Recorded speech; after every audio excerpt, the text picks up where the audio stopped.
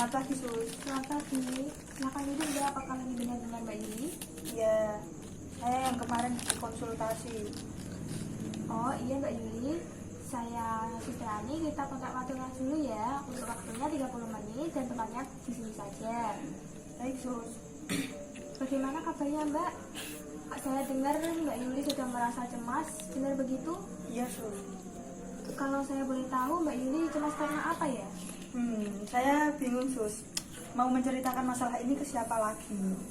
Maka dari itu saya membuat janji dengan Suster Ani untuk berkonsultasi. Oh begitu ya Mbak. Nah sekarang Mbak Yuli bisa menceritakan kepada saya apa yang sedang terjadi dengan Mbak Yuli.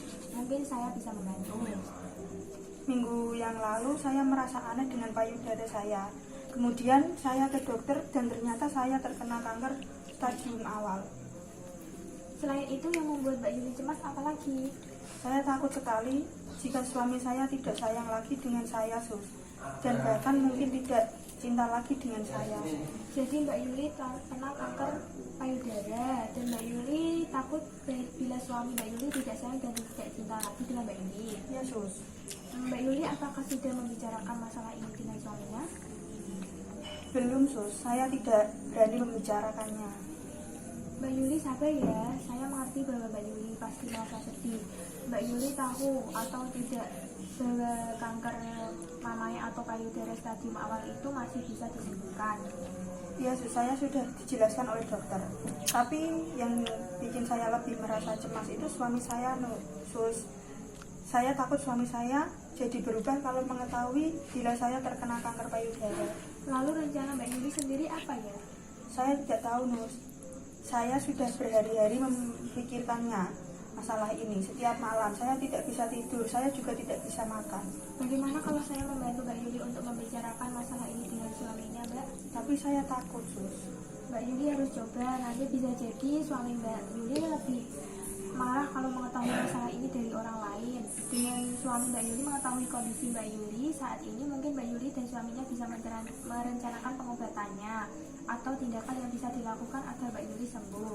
Selain itu, Mbak Yuli juga tidak gelisah lagi memikirkan suami Mbak Yuli dan lebih fokus menjaga kesehatannya. Begitu ya? Iya Mbak, agar lebih merasa tenang, Mbak Yuli bisa tarik nafas terlebih dahulu sebelum berbicara dengan suami Mbak Yuli. Sebelum tidur, Mbak Yuli juga bisa melakukan relaksasi otot agar Mbak Yuli bisa tidur dengan nyenyak. Caranya, Mbak Yuli cukup kepalkan kedua tangan sambil mengejamkan mata, kemudian Mbak Yuli rasakan semua denyutan yang ada dalam tubuh Mbak Yuli. Saya yakin Mbak Yuli bisa tidur nyenyak dan rileks. Baik, Sus. Tapi saya butuh bantuan suster untuk membicarakan masalah ini dengan suami saya. Saya pasti akan membantu Mbak Yuli. Mbak, setelah berbincang-bincang dengan saya, bagaimana perasaan Mbak Yuli? Saya merasa lega. Saya juga sekarang mempunyai keberanian untuk membicarakan masalah ini dengan suami saya.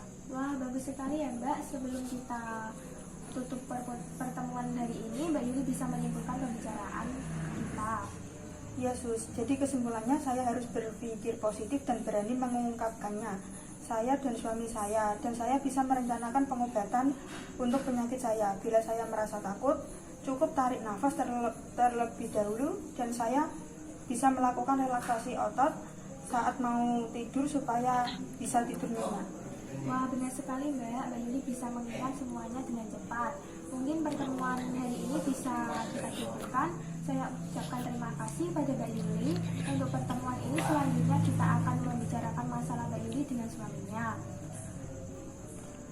Iya, Sus. Saya juga sangat berterima kasih kepada suster. Selamat siang. Saya permisi dulu ya. Yes, Mbak.